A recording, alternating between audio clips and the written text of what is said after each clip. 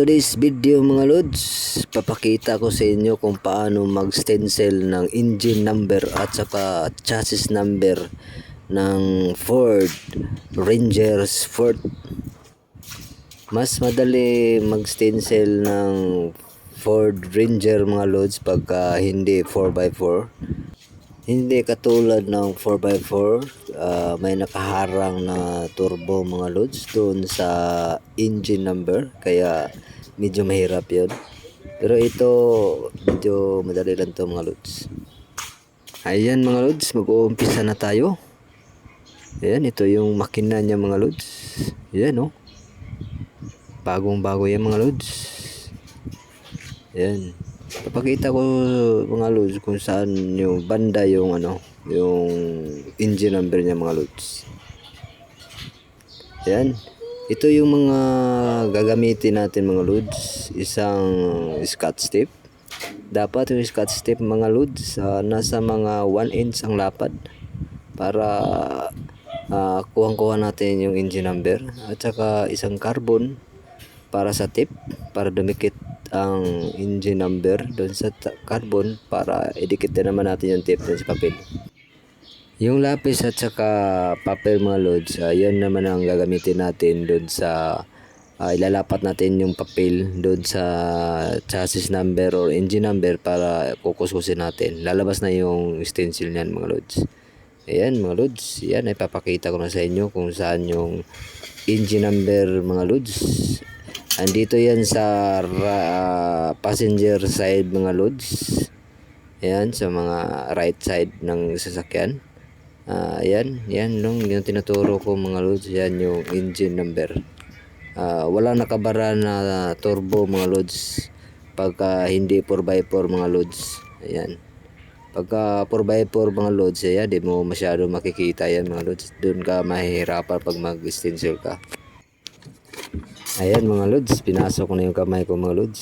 Unang gagawin natin dito mga lods, tutupiin natin ng mabuti yung papel para malapat natin ng maayos ang papel, at saka makakuskus tayo ng maayos mga lods. Ayan,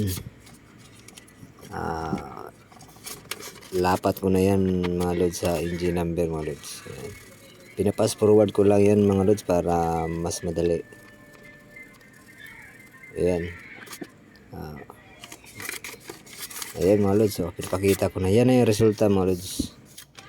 Sa mga may sasakyan ng mga Ford mga lods, pwede nyo sundan yung mga videos ko kasi may mga tutorial tayo mga lods kung paano mag-stencil, kung saan banda. Ayan mga lods, share ko naman sa inyo lahat yung mga technique mga lods kung paano mag-stencil, para pagkahalimbawang renew kayo ng inyong masasakyan, hihingin kayo ng mga stencil, pwede nyo na maibigay yan mga lods. Ayan mga lods, solo flight lang tayo mga lods. Ayan, ito yung pinaka klaro mga lods, pero medyo naano lang kasi yung camera dyan mga lods. Ayan, ganyan ang paglapat sa papel mga lods. Ayan, yan, di mo makikita yan mga lods, kapakapain mo lang yan mga lods. Ayan, ayan, ayan yung mga tirada natin dyan mga lods. Dandahan lang mga lods hanggat sa mamaster nyo na yung ayan, ganyan lang yan mga lods. Kumbaga kakapain mo lang yung maramdaman mo naman yung lapis kung saan na siya pupunta. Ayan. Yan, mas mahirap kasi yung lapis mga lods kaysa tape. Yung tape, mas madali yung tape mga lods. Katulad yung ginawa ko ganyan mga lods. Ayan mga lods, papahirin mo na, papahid mo na muna yung mga lods, carbon. Pagkatapos ng pahid ng carbon mga lods, pwede mo na mga lods. Ayan, pwede mo na ilapat yung tape, dikit mo, tapos diin mo yung kamay mo. Ayan, dikit na yung, makukuha mo na yung engine number mga lods.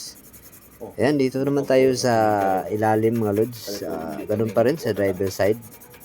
Sa ilalim ng sasakyan mga lods, sa stepboard. Ayan, Tingnan nyo lang ilalim sa chassis, makikita naman yung chassis number yan mga lods. Yan, ganun pa rin ang ginagawa natin mga lods. Kinukuskus natin yung papel kung saan andoon yung chassis number. Yan. Babakat na yan mga lods. Yan o. Ganyan lang kadali yan mga lods. Mas madali kasi yung chassis number kaysa engine number. Kasi ganyan na yan, nakahiga ka lang sa lalim.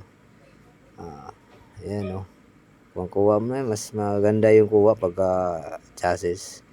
Pagkatapos mga lods, tape na naman. Ayan, ganun pa rin yung stilo mga lods.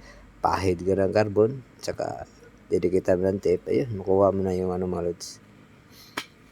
Yung number mga lods. Yan, madali lang gawin to mga lods kung sundan nyo lang yung video. Yan, didikit na natin yung mga nakuha nating engine number or chassis number mga lods sa tape lang. Yan, didikit na natin yan sa ayan mga lods.